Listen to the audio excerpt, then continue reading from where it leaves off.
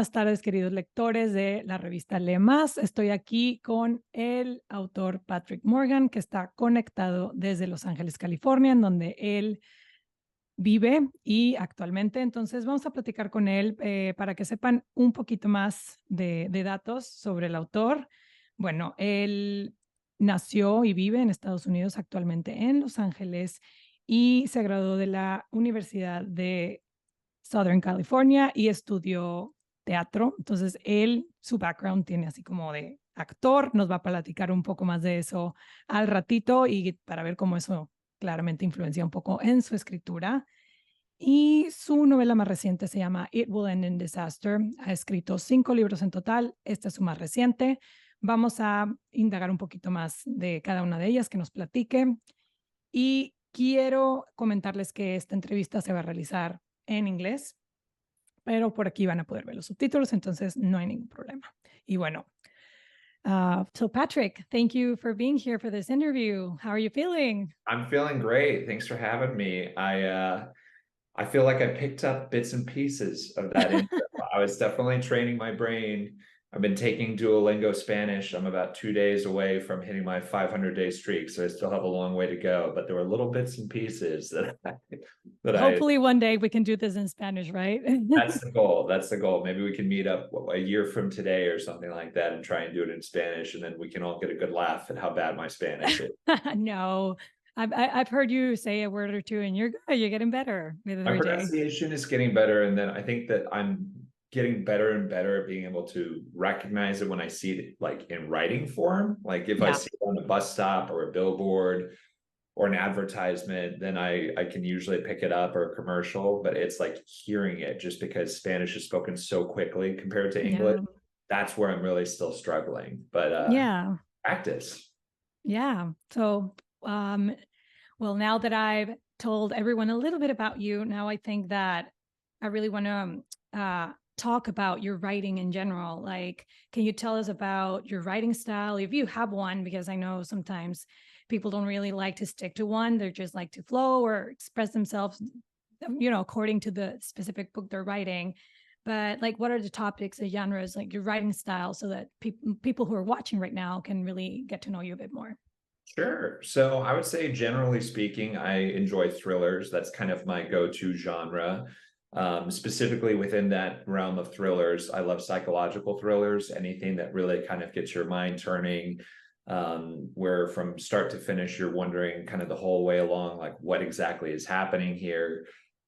Mystery, suspense. I also love elements of the supernatural and sort of fantastical, kind of trying to weave them in, not necessarily fantasy, dragons and princesses and magic, but sort of weaving in, elements of magic, or sort of what is going on exactly, that maybe there's some things happening. Because personally, I believe that some things that we call supernatural or whatever. I mean, obviously there are plenty of people on this planet who believe in ghosts or spirits or whatever it is, kind of intuition. So I like to work in little elements of that kind of magical realism into my books as well.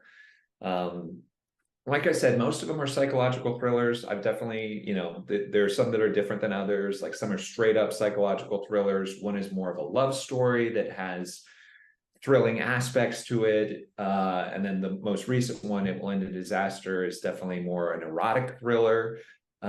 Certainly psychological elements to that as well. But just generally speaking, I enjoy writing books that, like I said, kind of as a reader, you're constantly left guessing what's happening.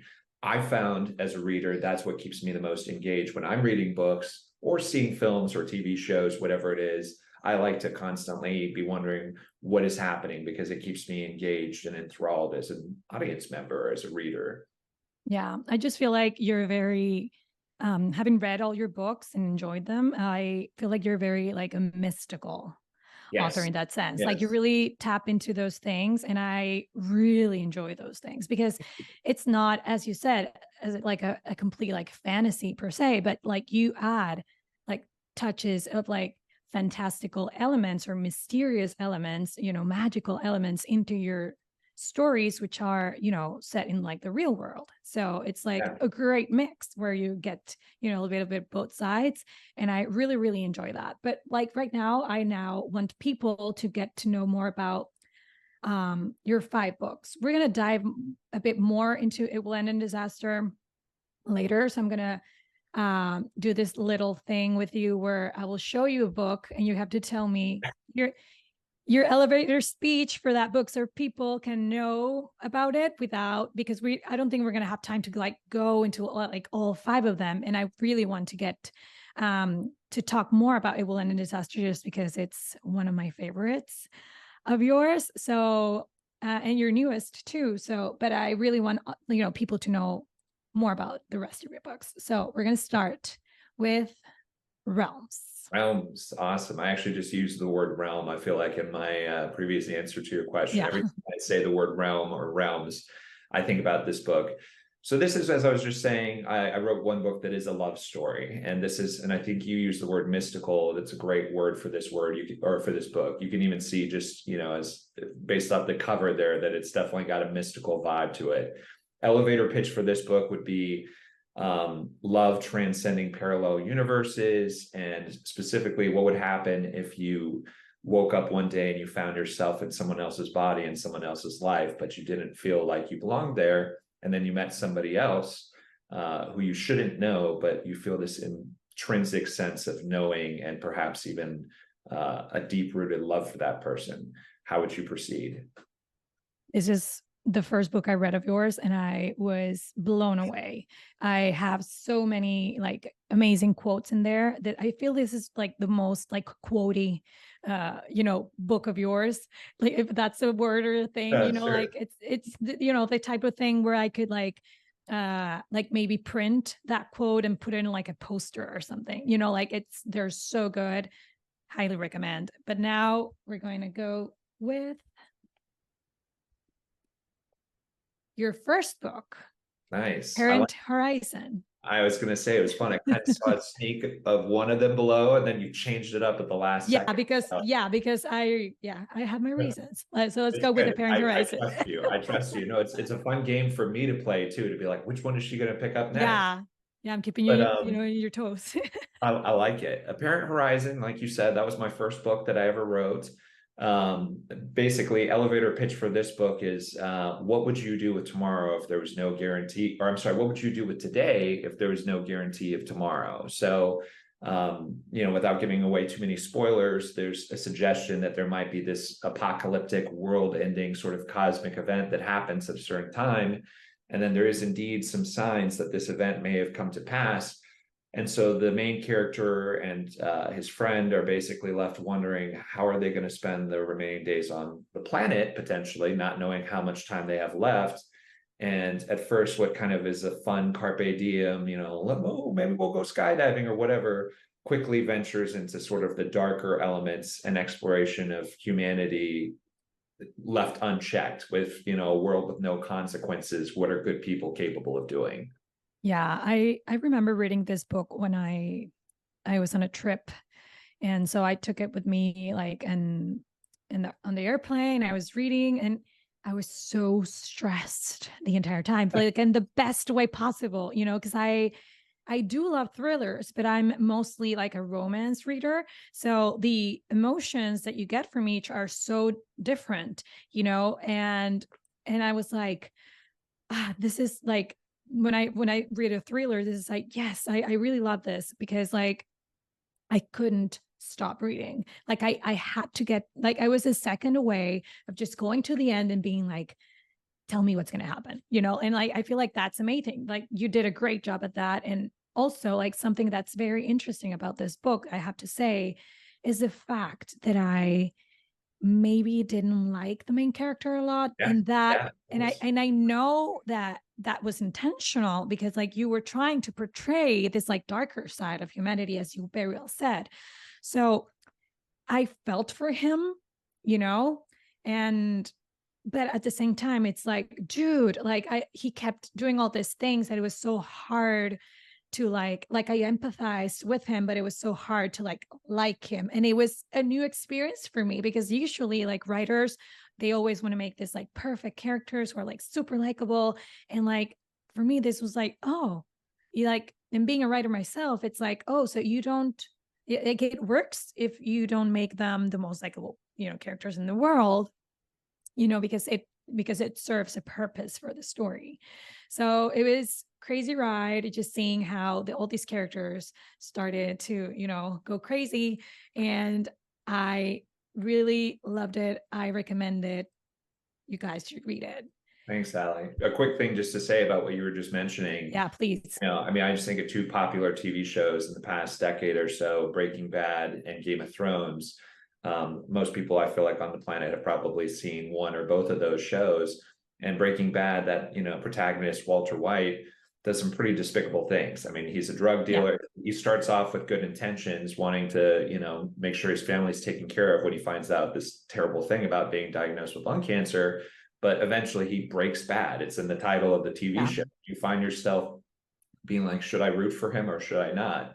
And it's the same thing with Game of Thrones. A lot of those characters, I'm trying to be careful about spoilers and everything. It's a character development, right? It's the way they transform through the story, and they start a certain way, and it's like they just like just a change. Right. And it's amazing as a reader to catch that, to see that and experience that as you're reading. So I agree with what you're saying. Next. Hope's Last Refuge. Jinx, we said it at the same time. Yes, this book was written, full disclosure, in the midst of the pandemic. It's very much inspired by the global pandemic and COVID-19. Also was written not long after the George Floyd incident in the US, when there was a lot of protesting, a lot of, again, not this is all over, but sort of at the fever pitch or the boil of when there was a lot of socioeconomic and health turmoil. And it's elevator pitches. It's a post-apocalyptic thriller. It's a survival tale about a woman who is trying to live in this world that I say it's an alternate universe, but it very easily, in my opinion, at least, could have been the world that we live in. We could have gone down that path a couple years ago. We still could go down that path. I hope we don't. But at the end of the day, it's also a love story. I would say, for me at least, right there along with It Will End in Disaster and Realms, that book is also very much for people who, it's kind of a sneaky love story, in my opinion. Realms is very much, that's how I advertise it. But this one, it's a gripping, harrowing tale of survival, and it's a thriller, but at its core is definitely a love story, trying to triumph in a world of hate and, fear and anxiety. Yeah, I enjoyed this one so much. And reading it during that time, it was still, the pandemic was still, on. It wasn't gone yet. So it was very, I don't know the word to use, but like enlightening to see like, oh my God, like things could have gone pretty badly, like in 2 seconds. And at the same time, I really love, because all the things that you're saying here, it's like basic human decency and how the world still lacks that. And so it was very, I don't know, it was amazing to see like an author caring about these topics and like doing it such a great way. And also the aspect of the love story, like I enjoyed it so much. I think I even told you when I was done reading this one that I needed more about them. Like I wanted to know more about their story, about like all the things that happened before this story started. I think you made a great job at like setting like this great, solid, like strong characters. And these are the types of characters like different from others in your books, where I was like 100% rooting for her. And like, I need this to work out. Like she needs to survive. She needs to, like I was, all the time, just like wanting the best for her. And so I really, really love that. Thank you. Yeah, I agree. So next we have one of my favorites too of yours, which is Bioticum. And I feel like I realized why you left this one for just before It Will End in Disaster, knowing you. Yep. You know exactly why. We're going to talk about this later, but why don't Yes. you tell us what this book is about? Sure. So this was my third book that I wrote. It actually came before Hope's Last Refuge and then before my most recent one. This one's definitely a true blue psychological thriller. This one is about a young man who loses his job, finds out his wife is pregnant, ends up taking a job offer from a mysterious stranger he meets in a bar. And it kind of is a too good to be true type situation where he goes to work for this tech company that seems like it's a paradise. But there's maybe more to that company and those individuals than meets the eye at first. I mean, Paradise Paradise has is a the place. prize, right? The tagline, exactly. Definitely some sort of spooky cult vibes to this book. Yeah, it was a very fun book to read. I really have some moments where I even laughed, and like just with the things that are said are like in a sarcastic, comical way. And I absolutely enjoyed that. And just the fact that it was like in moments where I was like, I don't know what's happening. Like, what's happening here? I need to figure this out, And then you keep reading, and it's like all these things start like coming up, and you're like, oh my God, like, and that ending, it's like, okay, like, the type of ending where you're just gonna like toss a book and be like, can someone get me the author on the line, please? Like, Oh, it was like an immediate need to be like, I was like, thank God I know Patrick and I can talk to him and ask him about it. But it's no use because Patrick doesn't say anything. I, So Patrick's the type of guy who you're going to ask him questions about his book, and he's going to be like, I feel like you love doing that. You love keeping people like guessing, and like, because that's what you do. Like I stopped, like I finished reading this and I kept thinking about this for a few days. So I think that's amazing as a writer to get that, right? it's what you just said, Allie, that I really kind of gravitate. I hope I'm not a sadist. I'm not really just trying to go out there and make. Although it is funny, you're not the first person who's said that they've had the impulse to, or actually literally thrown the book across the room. Not just this book, but even some of my other books that I've read. Yeah, My ending. 100%. But what you just said in terms of you were still thinking about it for days afterward, that's what I want. That's what I, again, kind of going back to what I was saying earlier in this conversation, the kind of art that I gravitate towards, whether it's music or dance or visual art, media as far as books, film, TV, anything, is the stuff that sticks with you, the stuff that you keep thinking about, and it doesn't leave you easily because it really kind of resonated with you, and it keeps moving your brain and your heart and your soul, as corny as that might sound. That's the stuff that I enjoy the most. So I certainly enjoy resolving, hopefully, story arcs and character arcs and coming to a conclusion that makes sense to me, at least in terms of what I aim to set out as far as the story I'm telling in the book. But am I going to tie up every single loose end? Perhaps. No, I don't Never. personally. I don't think you're ever Never. going to do that. I just, because again, to me, and this is just obviously my opinion, but if you tie up every single end and everything is just kind of nicely put up with a little bow, as a reader, you take that, you file that away in your bookshelf. Yeah, Well, that was you're good. done. You go on with your life and you never Yeah. think about it again Yeah, necessarily. you're done with that and that's it. But yeah, I think that when you keep people guessing, and also, I don't know, it creates this I think that's the beauty of reading, where the writer gives you the chance to think about things, to analyze, to create an opinion.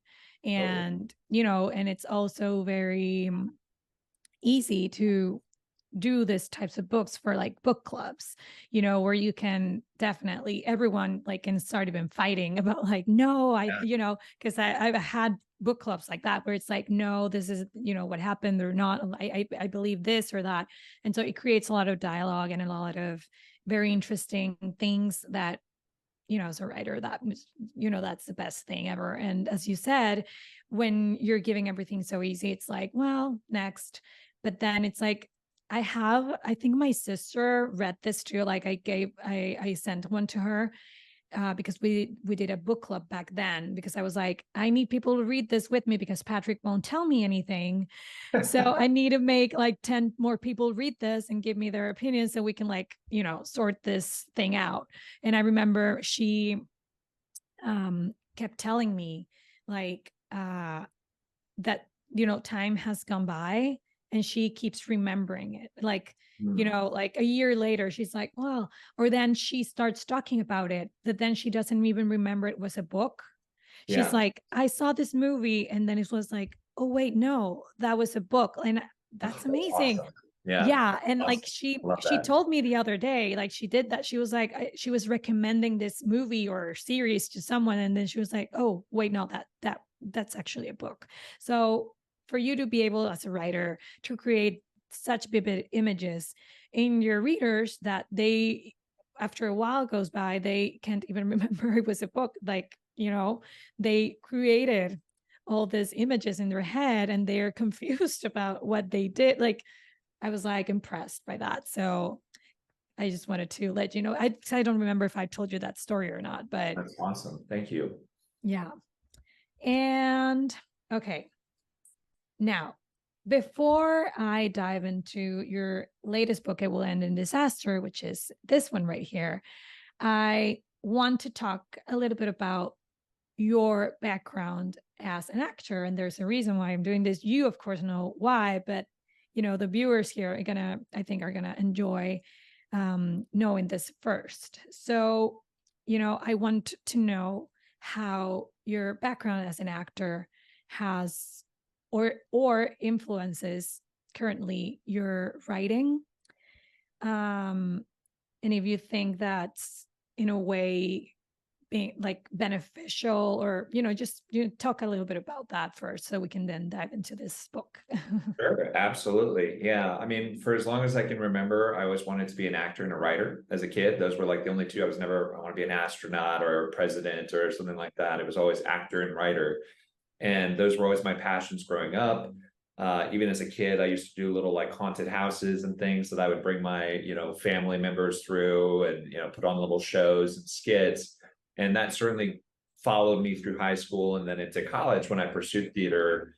Apologies, by the way, I live next to a hospital. So every now and then you might hear a siren. Hopefully you don't, but every We now don't, and then I can't, oh, can listen good. to anything. Okay, Yeah, good. you're I don't have good. as fancy of a microphone. No, as no, you no, do, but no. there'll be a helicopter or an ambulance going by. You But sound basically, great. good. As I was saying, basically, to me, the through line with acting and writing is storytelling. I mean, that's the commonality there. If you're looking at a Venn diagram, that's where the intersection happens between those two art forms.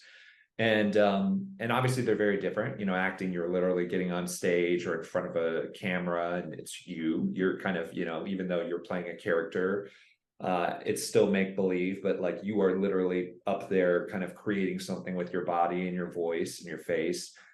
With writing, you're leaving a lot of that to the reader. Obviously it's still storytelling, but you're putting words on a page, whether it's a typewriter or paper and pen or a computer or whatever it is.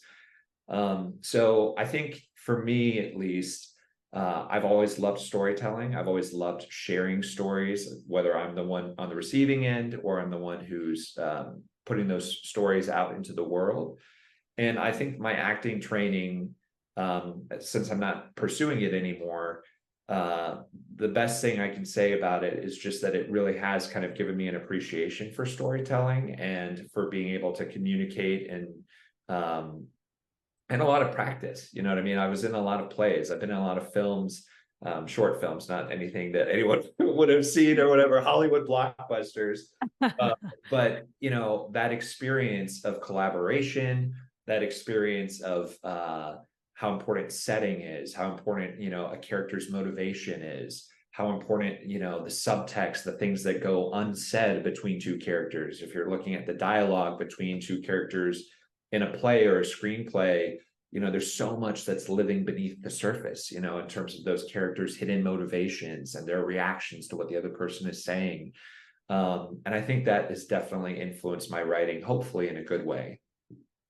Yeah, I agree that, storytelling and acting, they're just like, go hand in hand. And it's been very interesting to read your latest book, because now that we're going to actually start talking about it, the main character, he's an actor.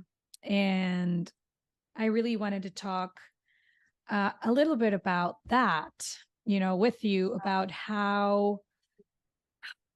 like the reasons behind you choosing an actor as your main character. Like, was it something that you did just because to serve the story, or is it something that also served as an outlet for you, or, just to tell us a little bit more about, the character. And if you, of course, can tell us more about what this story is about, so people who don't know about it can know, because this is one of my favorites of yours, if I had to admit it. Well, thanks. You certainly had a hand in helping me with this book a lot, and I still am eternally grateful for your contributions to this book. Allie, as you know, I'm sure, and as I'm sure a lot of writers know, anytime you put a book out into the world, people are going to be like, "Oh, is this you?" That's the character, like, "Is this you? Did this happen to you?" And you're like, "Is this not? No. Does it say nonfiction on the genre? Does it say a memoir?" Because if it doesn't, then it's fiction, and it's a story that you're concocting. And I certainly have no illusions over the fact that at the end of the day, it came from my imagination. And what is that? That's a composite of both things that you come up out of the blue, but also your life experience, people you meet, media that you consume, other stories that you hear, whatever it is. All of these things certainly contribute to the storytelling vehicle.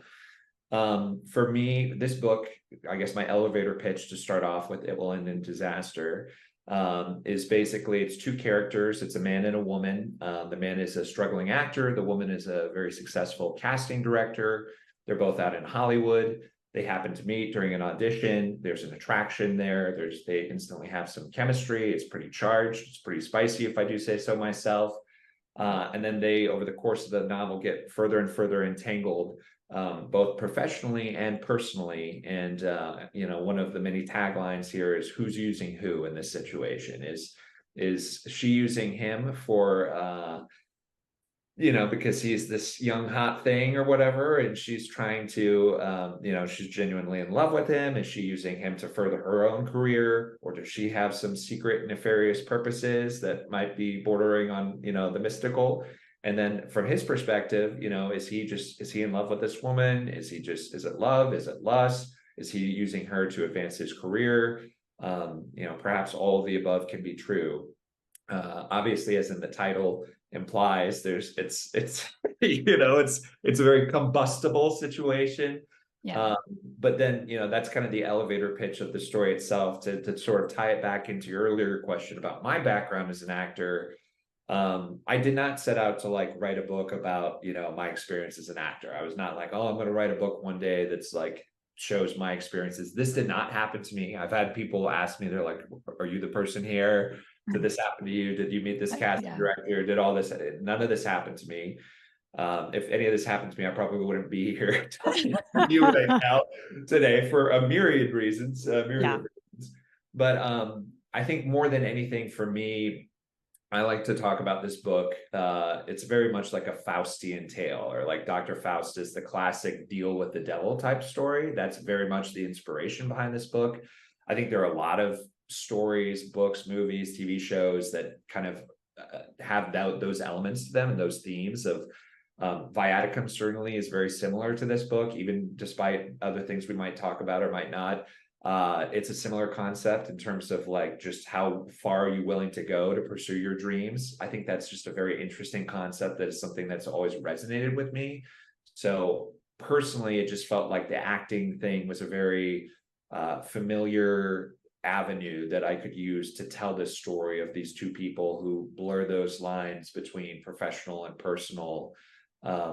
But also, obviously I do a lot of research, but I also could this was the first book that I could pull from my own background a bit more when it comes to some of the nuances of that.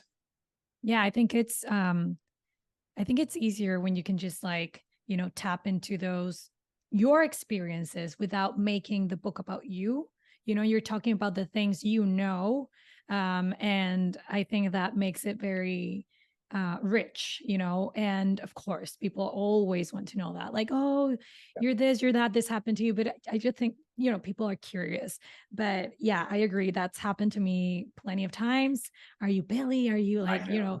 and I know. asking about my main characters, and I'm like, no, I'm not. But it's inevitable to always tap into our own experiences again, without or knowledge, because again, I think it's all this acting and Hollywood scene. It's something that makes a lot of people curious, and a lot of people are interested in that. So I think it really does add to the story that it's, we've always, like, thought, like, oh, maybe this, they say, like, there's rumors about actors or actresses having to do certain things to get to the top, and how that's something that no one talks about. But then of course there are, like, certain movements that come up with, like Me Too or whatever, where, like, things get out of hand, and some of these stories come out, and it's, like, horrifying to listen to them, or to read about them. So I just feel like it's a very interesting topic for people. And I just think that this story taps a bit into, like, that scene, that mystery, that world that everyone's very curious about. So, Yeah, you're and totally right. yeah. And so what I wanted to ask too, it's about, like, Celine. She is my favorite character Me in the too. book. Yeah. I've seen reviews of people in Bookstagram, and a lot of people agree with me, where it's like, like, she just shines. And she, again, it's the type of, like, morally, you don't, grayish, where you're like, you don't really understand who these characters are, or, like, their true intentions, but still there's something, like, magnetic about them. And, like, every time she was, like in a scene and I would read about her, it was always, like, exciting, Mm. So I just wanted you to tell us a bit more about her, the purpose of her, or, like, a character, like a strong woman like that in this story, like, what's, without giving too much away, of course, just, like, to let more people know about your characters, and the role they play in this particular story. Yeah, no, it's a great question. I also, Celine is also my favorite character. It was definitely the most fun to write in this story, and one of my favorite characters of all my books, honestly. And it's wonderful to see that kind of reaction as well on Bookstagram, and to see it from readers, people who find her as alluring and enthralling and mysterious and complex as I hoped that she would be, and how I kind of saw her in my imagination.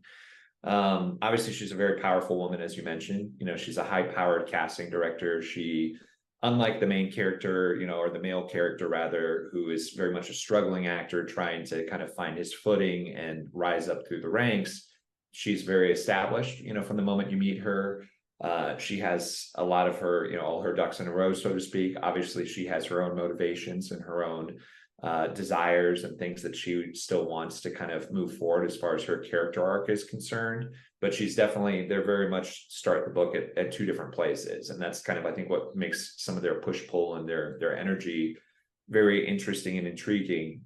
I think I did not necessarily set out to do this, but as I was writing, I was certainly aware of, what people refer to as, spicy bookstagram, or spicy books, smut books.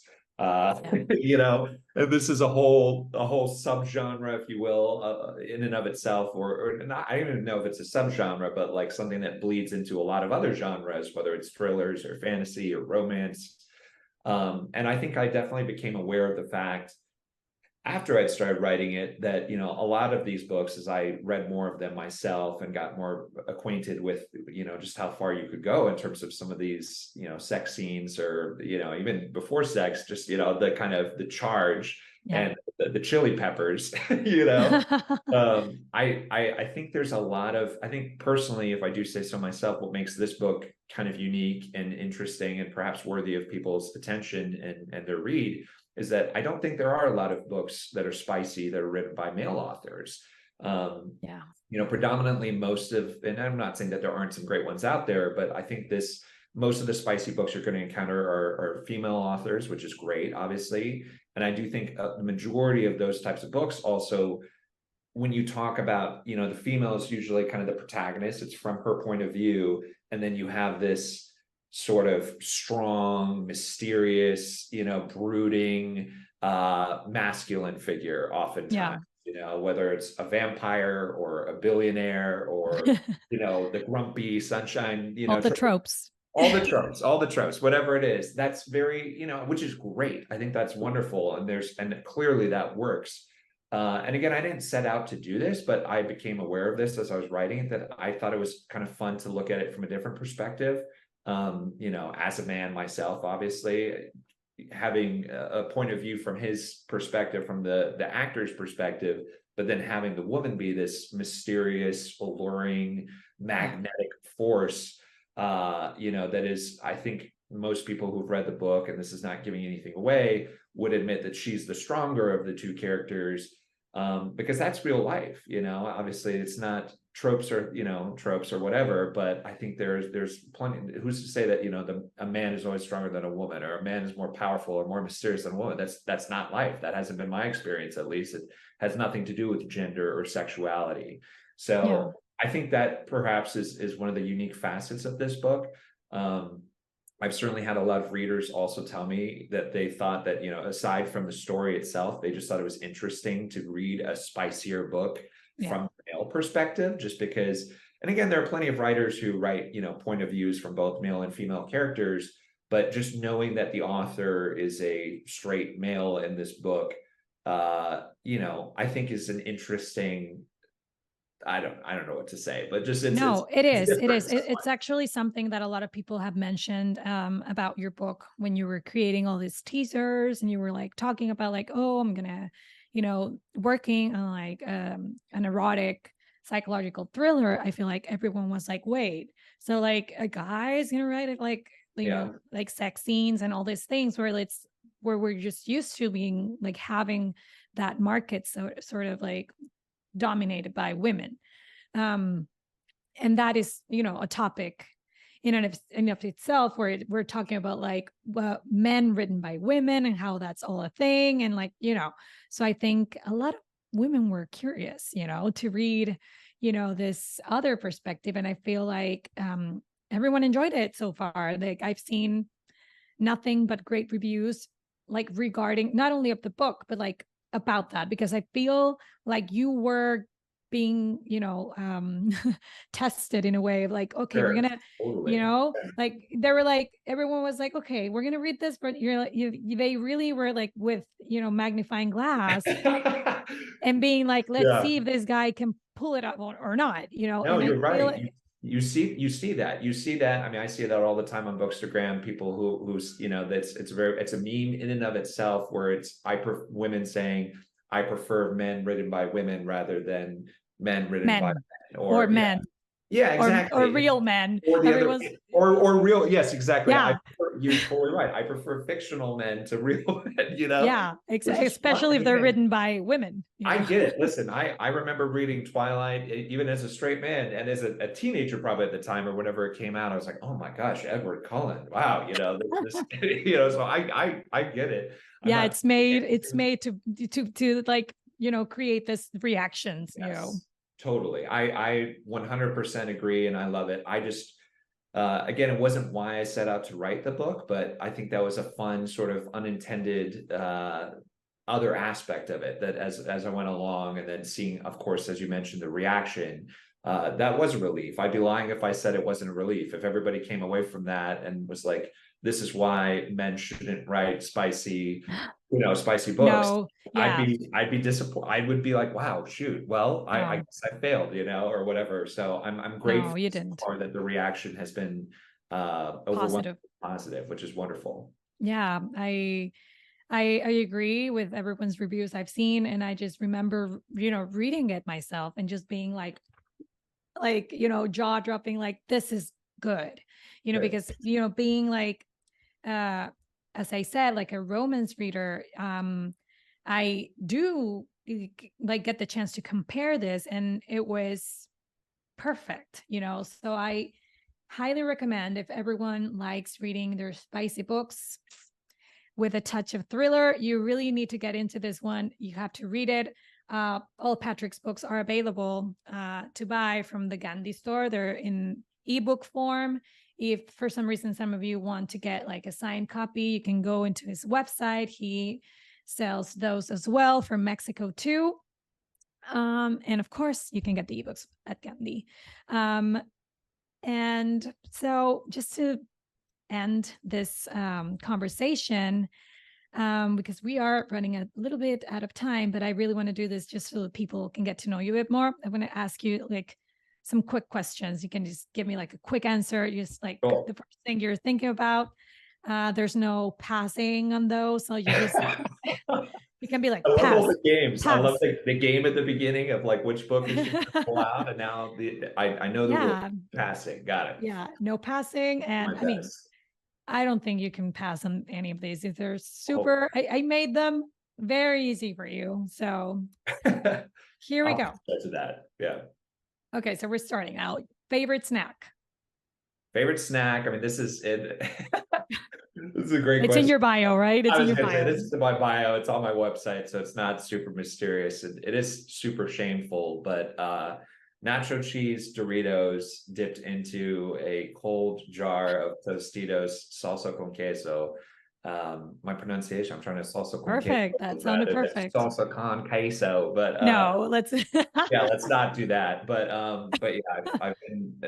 I know it's a lot of cheese, but I've been doing that since childhood, and still carries into adulthood, ashamedly so. No, that's a great snack actually, and I love it too. A book you recently read and enjoyed? Well, someone, I don't want to name any names, but someone had been pestering me for quite some time about reading The Invisible Life of Addie LaRue. Don't want to name any names, but it's speaking to. And that book certainly delivered. I mean, honestly, the majority of the books that I've read, that I've really loved, I can't just say your books or our other friend, Caitlin Moss, shout out to Caitlin. But yes, as far as like a book that, other than my friends, The Invisible Life of Addie LaRue was fantastic as advertised. Yeah, I thought you were going to enjoy that one just because of what we mentioned just now about the like a Faustian, like, deal with the devil thing, like, and the mystical aspect of it. I thought that, like, yeah, Patrick's gonna enjoy this one. Home run. Yeah. Writing, day or night? Day, definitely day for me. Really? Yeah. Oh my God. I don't know why I thought you were going to say night. Night is definitely the sexier answer. And I'm not to say I've done, I think, some really great writing at night as well. And like day will bleed into night. Yeah. But at least in terms of like, yeah. Like setting up, like you do it more during the day. I wish I could say I was a night owl, but yeah, no, I usually go to bed at 10 p.m. So. That's the healthy thing to do. Yeah. Okay, so your favorite alcoholic drink? Ooh, I don't dislike any types of alcohol, which again, I probably shouldn't be proud of. Not that I'm proud of that, but I would say my go-to, like if I'm ordering like a cocktail or something at the bar, I like to do a Manhattan on the rocks. That is, wow. Yes. There you go, ladies. I feel kind of swanky, and I like the taste of it, and yeah, it's good. There you go, ladies. If you ever want to, get Patrick a drink, you know what to get now. Like, write it down. There you go. So I know this one, but beach or mountains? Yeah, that's I do love the mountains, but I gotta say beach. As someone who lives in LA, beach. I mean, if you follow Patrick at on Instagram, I'm sure you can tell in the first 3 minutes of like scrolling that he loves the beach. Love the beach. Now, musical artist that inspires you to write. Okay, so not even favorite musical artist, but musical artist. I like that question. That's nice. I thought you were gonna be like favorite musical artist. I was like, oh man, that's tough. It depends on the mood. But to write, yeah, Hans Zimmer by far and away. Like I admire, speaking of Twilight and Edward Cullen, I admire Stephanie Meyer that she can write to Muse. Like the band Muse is, I think, her muse, pun intended or whatever. Yeah. But like, I can't, that's too much for me at least. I need something that's much more ambient music, sort of without lyrics preferably. And Hans Zimmer just always gets my imaginative wheels turning. Yeah, I agree. Hans Zimmer is amazing for writing. I can do writing with lyrics, but it has to be something soft, something, you know, more melodic or something. But yeah, I agree. You're like, then it's a lot of information when you're just trying to like download, and then Yes. you know, Good way to put it. Tacos or pizza? Think Um, think before you answer this one. think about my target audience. Yeah. No, I just mean, kidding. Be honest. I honestly, I would probably say pizza. And again, they're both great. It's like choosing between two wonderful things. But yeah, I've probably consumed more pizza in my life I guess, Or as a maybe you haven't tried like American. the real good tacos. Maybe you're just having I will say your I've lived cumulatively, I think about like 13 years of my life in Texas, which again is it's not Mexico level tacos, Nope, but it's better never. than like other parts. And obviously, even living currently in Southern California, we do have Yeah. great Mexican food as Yeah, well. you have like Latin, you've been living in like Latin predominant, Yes, you know, places. yes. Yeah. So it's probably better than like if I lived somewhere else in the US or Canada or whatever. But Yeah, 100%. Yeah, I agree. Okay, so pizza for Patrick in Manhattan. You know how to win his heart. Uh, yeah. with a side of Doritos. No, my God. So thrillers or sci-fi? That's a great question. I mean, obviously, I write more thrillers. Man, that's a great But question. just like as a concept, you know, like Yeah, not as a writer, not as a reader, just like the concepts, like thrillers versus sci-fi. I gotta What go would you? thrillers. I gotta go Okay, thrillers, and obviously, I know you do too. We both have a major soft spot in our heart for sci-fi, but I gotta go thrillers, both from creating and consuming. perfect. Now, a place that you want to go traveling to Oh, a place I want to go traveling to. that you Um, never been to. that I've never been to. I would love to go. This is the first one that came to mind. I would love to go to Greece. I think that I think I love Greek food. I think it's a beautiful part of the world from what I've heard. I'm sad that I've never been to Europe. And I just love the history there. I've always loved Greek mythology. Mythology in general, I think, is fascinating. I think it'd be fun to see all the architecture. Yeah, that's probably right up there with places I'd like to visit. Yeah, I think we should send you there so you can get some inspiration because I'm dying to get some Greek mythology, psychological thriller from you, Yeah. maybe Yeah, twist with my all arm. the. That's not a hard sell. I'll do Yeah, it. I would love to see something like that from you. Yeah, in case you want to write that down. Got it. um, if you were given the opportunity to turn one of your books into a film, which one would you choose and why? Oh gosh, that's a tough question. I mean, And I obviously, didn't, and this one I didn't send you this one beforehand. So no, it's good. I added I this. don't think you sent the destination one either. I was kind of No, I added a I few of like that you're those. doing no, it's good. It's keeping me on my toes still. Yeah. These sprinkling in these new additions. This is Um, the last question, but yeah. yeah, no, that's such a tough question, and it's such the obvious answer is that I would love to turn all of them into films or TV shows. Yeah, I know, but you can't say That's that. the classic, like, can I wish for more wishes? From Yeah, TV, yeah, and it's no, like, we need okay. an answer. I'm going to say this just because this also people will often ask like which is my favorite book, which again is always hard, and I compare that question to being like who's your favorite child? Like it's a tough, you can't, I mean maybe some parents know, but I think to me it's like they're all so different. But Yeah, but you can have the like imagine there's like a producer in front of you and they're like, yes, give me a yes, book and I'm turning it into a movie right now. You have to yeah, choose. totally. And I love all my books, but I think my favorite, for whatever reason, at least as of now, is Viaticum. So, like, if pressed into turning it into a film, I would choose that one. And why? It's like I think you said this earlier when you were talking. I don't know if you said it was you or your sister, but I think you mentioned that was the My one where sister. she read it and she was describing it as if she thought it was a film, and then she's like, "Oh wait, this is actually a book that I read." I Yeah, feel like hopefully all of the books have that quality, and I do think that they are all cinematic. And my background again very in much. theater and entertainment industry, I think lends her perhaps to that.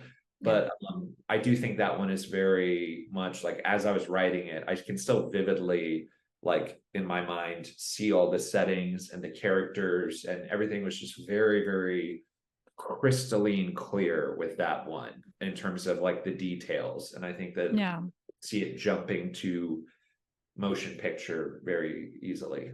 Yeah, that would be a movie that I would watch, like for sure. Like I can also, as you said, I think it's a very detailed, like the scenarios and just like the places I can imagine perfectly, like the office where he goes to work, and like the grass and like all these things, like you're very specific about them without being like over the top, where you're like, let me imagine some of the things, like it's a balance. And I think you do it very well, where you give us enough information to picture those things, without having to, it doesn't become boring, or where it's like, well, now you gave me everything, right?